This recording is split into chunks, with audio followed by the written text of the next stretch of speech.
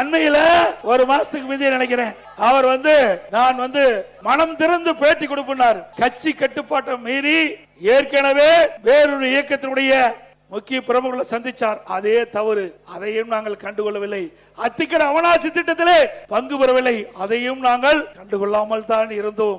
அவருக்கும் உண்டான மரியாதையை நாங்கள் கொடுத்தோம். ஆனால் அவர் திருந்தவாடி அல்ல. அதற்கு மாறாக நான் மனம் திறந்து பேசுகிறேன் என்று சொல்லி இங்கே கோபுச்செட்டிப்பாளையத்திலே ஒரு பேட்டி கொடுக்கிறார். அந்த பேட்டியிலே அவர் சொன்ன செய்தி அங்க எல்இடி திரைக்காட்சியில பாருங்க.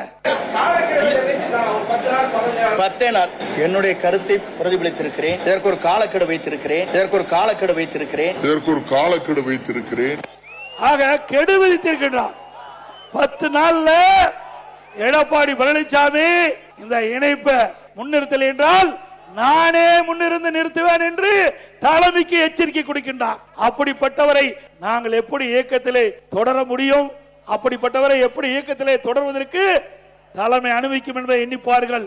மூத்த தலைமை கழக நிர்வாகிகளோடு கலந்து ஆலோசித்து தலைமைக்கு எதிராக பொது வெளியிலே பேட்டி கொடுத்ததுனால அவர் பதவியை விடுவித்தோம். அப்பொழுதாவது திருந்துவார் என்று பார்த்தோம். அப்பொழுதும் திருந்தவாடி அல்ல.